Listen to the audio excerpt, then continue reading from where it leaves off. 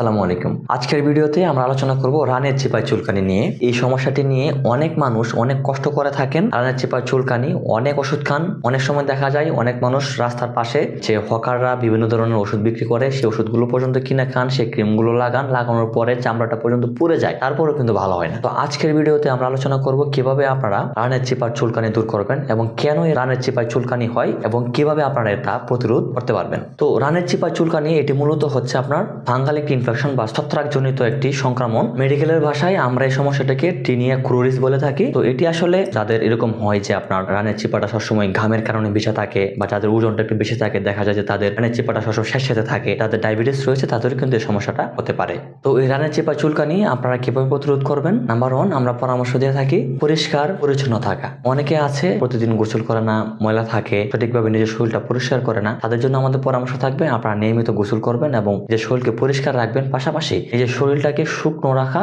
একটি খুবই গুরুত্বপূর্ণ এই সমস্যা প্রতিরোধ করার জন্য। যারা আপনারা ঘামের কাজ করেন বা এরকম কোনো কাজ করেন যে কাজগুলো করলে আপনারা ঘেমে যান, তখন আপনাদের চেষ্টা করতে হবে শরীরটাকে শুকনো রাখার জন্য বা কাপড়গুলো পরিবর্তন করবেন। নাম্বার 2, আরামদায়ক পোশাক পরিধান করা। আমরা সবসময় বলে থাকি যারা এই সমস্যায় ভুগে থাকেন, যারা আমাদের কাছে আসেন চিকিৎসা নেওয়ার জন্য, তো তাদেরকে আমরা বলে থাকি ঢিলেঢালা পোশাক পরার জন্য। ঢিলেঢালা পোশাক পরিধান করুন যেন বাতাসটা সঠিকভাবে সেখানে চলাচল করতে পারে। নাম্বার 3, আমরা আরেকটি পরামর্শ দেই ঘামকে নিয়ন্ত্রণ করা। আমরা পূর্বে কিন্তু আলোচনা করেছি যে ঘামের জন্য আসলে সমস্যাটি হতে পারে। যারা ঘামের কাজ করেন তাদের প্রতি আমাদের পরামর্শ থাকবে আপনারা আপনাদের ঘামকে নিয়ন্ত্রণ করুন, বা ঘামকে যদি নিয়ন্ত্রণ করতে যদি না পারেন তাহলে আপনাদের প্রতি আমাদের আরেকটা পরামর্শ থাকবে যে কাপড়গুলো চেঞ্জ করুন। একটা কাপড় ঘামে ভিজে গিয়েছে, এই কাপড়টি পরে থাকবে না, বিশেষ করে আন্ডারওয়্যার যদি ভিজে যায় আমরা আপনাদেরকে পরামর্শ দেবো একই ভিজা আন্ডারওয়্যার পরে আপনারা থাকবেন না, তখন কিন্তু ওখানে সাথে একটা পরিবেশ তৈরি হয়, তখন কিন্তু ছত্রাকটা সেখানে গ্রো হয়। তো এই জন্য আমরা আপনাদেরকে পরামর্শ দেবো যে পরিষ্কার পোশাক পরিধান করবেন তো আছেই, পাশাপাশি শুকনো কাপড় পরবেন, পাশাপাশি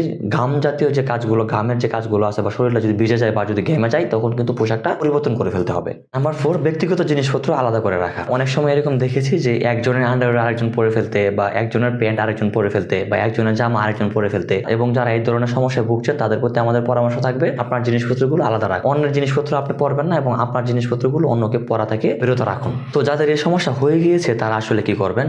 তো আমাদের কাছে যারা এরকম সমস্যা নিয়ে আসে তাদেরকে আমরা মাইকোনাজল বা ফ্লুকোনাজল জাতীয় যে ক্রিম এবং ক্যাপসুলগুলো রয়েছে সেগুলো তাদেরকে আমরা খেতে বলি, পাশাপাশি তাদেরকে পরিষ্কার পরিচ্ছন্ন থাকতে বলি। অনেক সময় দেখা যায় ফ্লুকোনাজল বা মাইকোনাজল খাওয়ার পরেও ভালো রেসপন্স হয় না, ভালো কাজ করে না, তখন তাদেরকে আমরা পরামর্শ দেই টারভিনাফিন গ্রুপের কিছু ওষুধ রয়েছে যেমন এক্সফিন ট্যাবলেট, এক্সফিন ক্রিম। এই ক্রিম এবং ট্যাবলেটগুলো তাদেরকে আমরা খেতে বলি, খেলে কিন্তু ভালো একটা রেজাল্ট পাওয়া যায়। তবে এই ক্ষেত্রে যে সমস্যাটা আমরা সবচেয়ে বেশি ফেস করি সেটা হচ্ছে এই ক্রিম এবং ট্যাবলেটগুলো 7 থেকে 8 দিন বা 10 দিন খাওয়ার পরে ভালো হয়ে যায়, কিন্তু কেউ ডোজ কমপ্লিট করতে চায় না। তো যারা আপনারা এই ধরনের সমস্যা ভুগছেন এবং যারা এই সমস্যার জন্য ওষুধ খাচ্ছেন তাদের প্রতি আমাদের পরামর্শ থাকবে আপনারা যদি ডক্টর দেখান, ডক্টর কিন্তু আপনাদেরকে এই ওষুধগুলো দিবে এবং আপনাদের কিন্তু অবশ্যই ওষুধের ডোজ কমপ্লিট করতে হবে। আর না হলে কি হবে, 10 দিন খাওয়ার পরে বা 15 দিন খাওয়ার পরে আপনি খেলেন, ভালো হয়ে গেল, 15 দিন বা 1 মাস পরে কিন্তু সমস্যাটি কিন্তু আবার হবে। আরেকটি কাজ কোনোভাবে করা যাবে না, সেটি হচ্ছে যে কোনো ফাঙ্গাল ইনফেকশন বা ছত্রাকজনিত সংক্রমণ যদি হয় সেখানে ক্ষার জাতীয়